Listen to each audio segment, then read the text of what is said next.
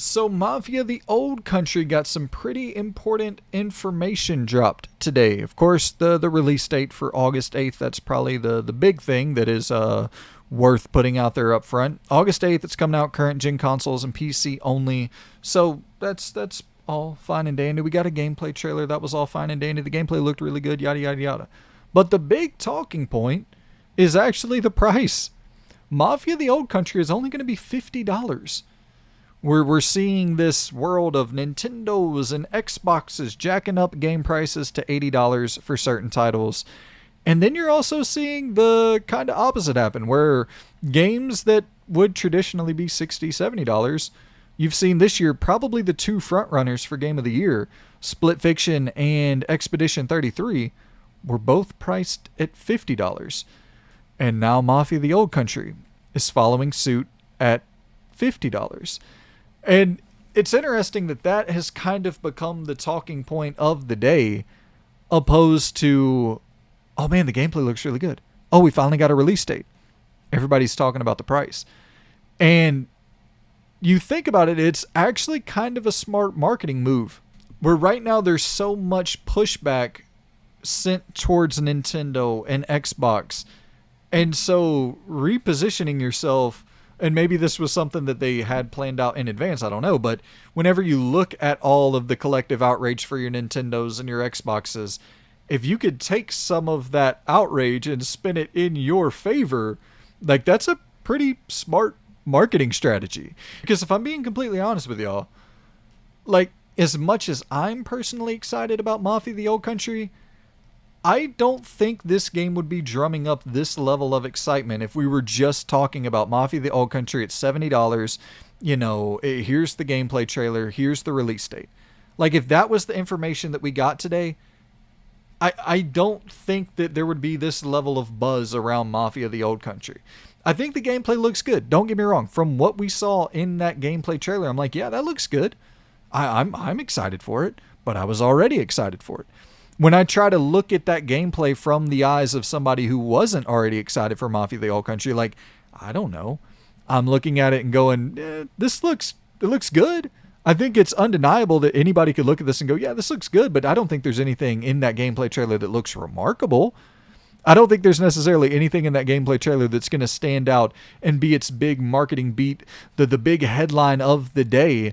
You don't see anything in that gameplay trailer that's really going to be the clickable title for a video or for an article or whatever. But when you throw $50 next to a game that looks like a AAA, you know, I assume it's going to have the same level of production value that your Mafia 1 remake and your Mafia 3. Like, I think it's going to be on par with that in terms of your cinematic presentation and your cutscene quality and your just production values across the board, the high fidelity. Like, it's going to be a good looking video game. We see that. Obviously, it looks like a $70 game. But when you read their press statement, they're talking about, you know, we think that there is a space for creating games that are, you know, slightly scaled back experiences, very narrative rich, scaled back experiences that don't have to be these big open world 70-hour slogs. And which that wasn't directly from their press statement, I'm adding in the 70-hour slog thing, but we get so many of those games. We get so many humongous open world 70-hour slogs that, once again, I think they kind of, like, marketing on this game has been really solid. You spinning it as if we are trying to do what we do best, which is creating these linear, narrative-rich experiences. What Mafia does worse has historically been their open worlds. Mafia, all the Mafia games from 1 to 3, I wouldn't say any of them exceeded in terms of their open world design, and all of them exceeded in their narrative structure, their presentation, their writing. Like, I mean, Mafia 1 has one of the greatest endings of all time that leads directly into Mafia 2. Like, the storytelling in those games are incredible. So instead of trying to highlight their weaknesses and make their weaknesses become average stats in their attribute tree, they're like, okay, well, let's try to avoid our weaknesses entirely And we're just going to double down on our strengths, which is the narrative, the production value.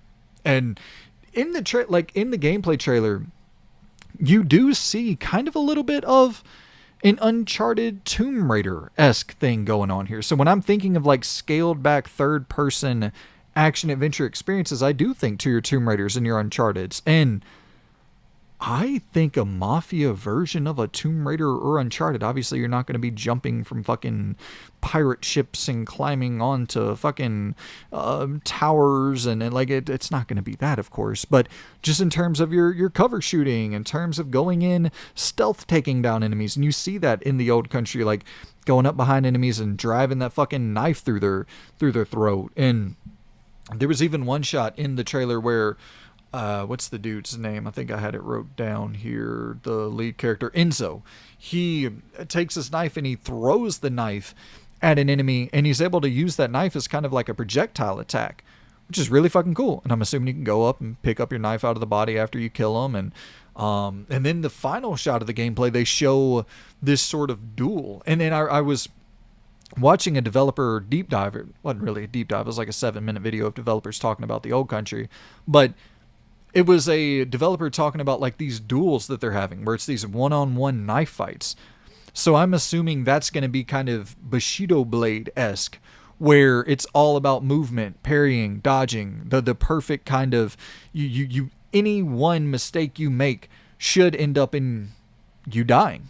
One mistake that the opponent makes should end up in them dying, because you're talking about a fucking knife. Like, I guess you could slice somebody and not necessarily kill them, but like if you're making that one pivotal mistake that leads to a knife daggering through that enemy's neck, like that should be it. They're dead. We're talking about a game that's really highlighting and focusing in on realism. That's you don't want to be driving knives through people's necks and they just get back up and they're fighting again. That would break immersion pretty quickly. But I think the gameplay looks really fucking good. And then they're talking about in the developer highlight thing, they're talking about like resource scarcity and having to rely a lot on that knife and take enemies out in stealth, so you're not going to be able to just go in guns blazing and shooting shit up. And yeah, you're seeing it running on Unreal Engine 5, which is the first time that Hangar 13 has made a game in Unreal Engine 5. And once again, with this game not being open world, that gives me a lot more hope with Unreal Engine 5, because you can correct me if I'm wrong, but I can't really think of many open world games that are utilizing Unreal Engine 5. And like, I don't think of big open worlds when I think of Unreal Engine 5. And then the best games that you see from UE5 are typically more linear experiences. So with this being a much more linear experience, that gives me more hope with it being in Unreal Engine 5. And yeah, they're talking about with the story, they want this to be the classic mob movie feel and a real personal story with Enzo. You're seeing he's working in the sulfur mines, and then he's like, fuck this shit, I'm gonna resort to a life of crime to make a couple bucks. And it's like the rise, obviously the origin point from the for the mafia, for the mob in Sicily. And dude, I'm pumped for a dark ass mature mob story. We just don't see a lot of mob stories in the video game space anymore. So I'm really, really pumped to see this and see the origin point for where the mob grew into what we knew it as in Mafia 1 through 3, and to just see where everything was kind of originated. It's going to be sick to see that. So yeah, dude, Mafia, the old country, dropping August 8th, current gen and PC only, and then 50 buckaroos. I also, just to this last like little beat here that I wasn't really even thinking of, is that this is Take-Two. Mafia the Old Country is under the Take-Two umbrella, which obviously GTA 6 is under the Take-Two umbrella. Mafia the Old Country being $50, does that suggest anything for GTA 6? Maybe GTA 6 is going to stay locked in at $70? That's wishful thinking, isn't it? Yeah. As soon as that came out of my mouth, I was like, yep, that's wishful thinking. Why the fuck would I even say that? GTA 6 is not going to be $70. I'd be absolutely stunned if it was $70. But, I mean, what a great fucking PR win. this being $50 is going to sell many hundreds of thousands of copies more than it was at 70. I really genuinely do believe that. I do actually think that, with what they said in their press release of, we believe there's a market for these lower priced games that are smaller in scale, that are very narrative rich, but like, you have to price these things appropriately. And then, who would have fucking thunk? Not to go into a whole different news item here, but Split Fiction just sold 4 million copies. Expedition 33 is selling really well. $50 games. Who would have thunk? You give people a price that they can actually afford in a world where we're all being fucking gouged with everyday prices. Every time we go to the grocery store, we want to fucking puke. Everything we're paying for in life has gone through the roof. And so it's when the very last thing on our list of consumables, the last thing that we really give a shit about is any sort of entertainment. We got to make sure all the necessities, all the things that we have to survive everyday life, we have to make sure that's in order first. And then we can easily cut the entertainment if need be. But whenever you price it appropriately, whenever it's like you actually feel good about the purchase you're making, where you're like, oh damn, $50? I'm gonna get a ton of value for my $50. Like, that's a good feeling. That feels like you're getting away with something. And so you're going to listen, who the fuck am I to say? Obviously, I'm not running these companies, but I just think personally, it's probably smart to drop the price a little bit for certain titles. You sell more copies of those titles. People take away positive, they associate some positive feeling with your company from that point on. And then you have the optical win there for the next time you announce a game. People have their eyes on it, where it's like, yeah. Because like Kepler Interactive, for instance, I will keep my eye on Kepler Interactive from now to forever because of Expedition 33. I don't know shit about Kepler Interactive, but now I'm like paying attention. If I see the Kepler Interactive logo, I'm like, oh, those are the guys that sold me that fucking incredible, RPG for $50 that I got 30 plus hours of value out of and loved the game. One of my favorite games of the year. It's the association, brand association with positive feelings that you have as the consumer. Like this was just a really good marketing spin for Take-Two. Really smart across the board. So round of applause. And I think it's a smart move. Sure, when you have a Grand Theft Auto 6, you can price it at whatever the fuck, and we're going to pay it. But like, when you have a Mafia has not historically sold all that well. So how about we don't price it at whatever the fuck?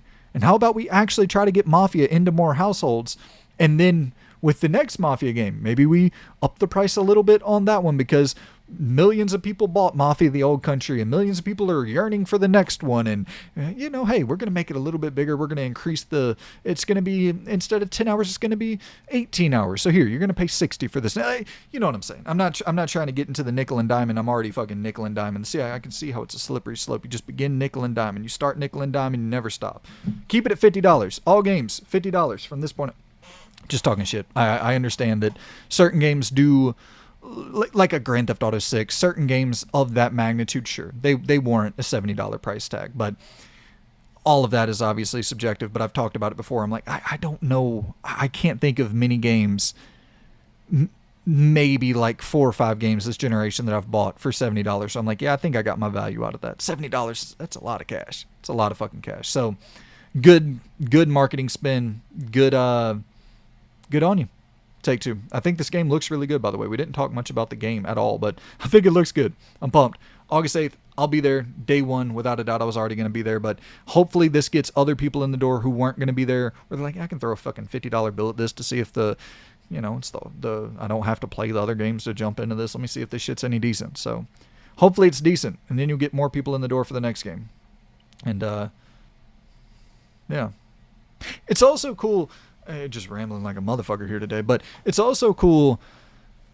Like, this is probably going to be a palate cleanser style game as well. You know what I mean? Where it's probably going to be something you finish in a weekend or maybe a week max, and this 8 to 15 hour style experience, and we're being bombarded with Pirate Yakuza and Kingdom Come Deliverance 2 and fucking Monster Hunter and all Assassin's Creed Shadows and then Ghost of Yotei and Death Stranding 2 and just these banger, humongous 50 to 100 hour games that are dropping seemingly month after month in 2025. 2025 is just it's there's not enough time and money in the world to play all these games. And to have something where it's like, whew, all right, I just finished Kingdom Come Deliverance 2. I got 2 weeks, 3 weeks until Ghost of Yotei comes out. That's my next anticipated game that I'm saving up my money for. But shit, this little $50 thing here that's actually like a story about humans and not, elves and dragons, and it's a mature story about fucking people, and then in a genre that you don't often get, and it's like, well, fuck, sure, I'll jump into this. Like, I hope that kind of becomes the fate of this game, where it's people just kind of make this sort of impulsive decision where it's like, yeah, fuck it, I'll check out Mafia, and then hopefully it's good enough to really hook people in. But this was just smart. On a lot of fronts, this was a smart move to price this at $50 to keep it a shorter experience. Because like I said, Mafia games have traditionally not sold all that well. So hoping for the best with the old country. I really, really am. I love this franchise. So I'll be there, and I hope more people will as well this time around. I'm hopeful, man. I'm hopeful.